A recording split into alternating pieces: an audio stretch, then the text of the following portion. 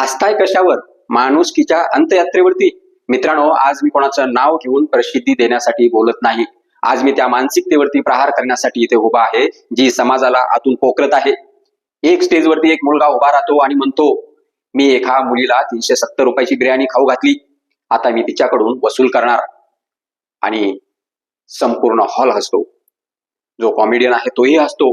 हॉलमध्ये टाळ्या वाजतात, शिट्ट्या वाजतात. माझा प्रश्न आहे, तुम्ही हसताय कशावरती? एका मुलीच्या सन्मानाच्या लिलावावरती, एका स्त्रीला वस्तू समजण्याच्या विकृत विचारावरती, की आपल्या समाजाच्या नैतिक दिवाळखोरीवरती? अरे, 370 ची बिर्याणी खाऊ घातली म्हणून जर एखाद्या मुलीच्या शरीरावरती अधिकार मिळत असेल, तर हा व्यवहार आहे की बलात्काराच्या मानसिकतेची जाहिरात आहे? हा माझा प्रश्न आहे प्रणित मोरेंना.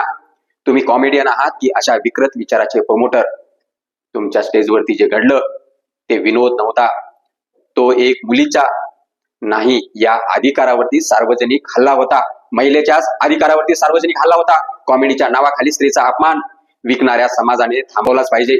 आणि आता दुसऱ्या बाजूला बघा, एक डॉक्टर ज्यांनी मृतदेहाशी व्यवहार करताना सुद्धा सन्मानाची जाणीव असायला हवी, त्या डॉक्टर पुरुषाच्या मृतदेहाच्या खासगी अवयवावरती जोक्स करत आहेत, तुलना करत आहेत, हसत आहेत, लाईक्स गोळा करत आहेत. शर्मेने मान खाली जावी अशी गोष्ट आहे ही.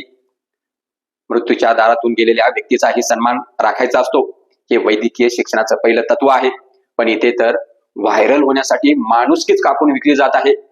आणि म्हणून मी स्पष्ट सांगतो, स्त्रीचा अपमान करणारा पुरुष चुकीचा आहेच, पुरुषाचा अपमान करणारी स्त्री ही तितकीच चुकीची आहे. कारण अपमानाला लिंग नसतं, वेदनेला धर्म नसतो आणि सन्मानाला स्त्री पुरुषाचा भेद नसतो. आज सोशल मीडिया आपल्याला इतका बधीर करून टाकतोय की एखाद्याच्या सन्मानाची राख होत असताना आपण टाळ्या वाजून दात काढतोय, एखाद्याच्या वेदनेवरती शो बनतोय आणि एखाद्याच्या अपमानावरती टाळ्या कडकडून वाजतायत. हे कुठेतरी थांबलं पाहिजे. करणाऱ्यापेक्षा प्रोत्साहन देणारेही तेवढे जबाबदार आहेत. कारण आज जर तुम्ही दुसऱ्यांच्या अपमानावरती हसत असाल, तर उद्या तुमच्या घरच्या अपमानावरती कोणीतरी तितक्याच जोरात हसणार आहे. मित्रांनो, कॉमेडी म्हणजे समाजाला आनंद देणं, कॉमेडी म्हणजे जखमीवरती मीठ चोळणं नाही, कॉमेडी म्हणजे विचार करायला लावणं, कॉमेडी म्हणजे कोणाच्या स्त्री सन्मानाची हत्या करणं नाही.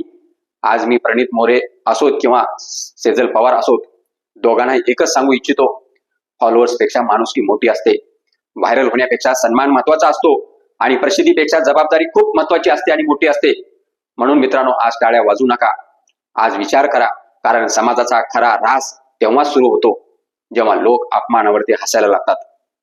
म्हणून हे कॉमेडियन आणि हे कॉमेडियन शो घेणारे प्रणित मोरे याचा मी जाहीर निषेध करतो. याच सोबत जी महिला आहे तिचाही मी जाहीर निषेध करतो, जो पुरुष आहे तिचाही जाहीर निषेध करतो आणि याहून सर्वात जास्त जाहीर निषेध मी त्या टाळ्या वाजवणाऱ्या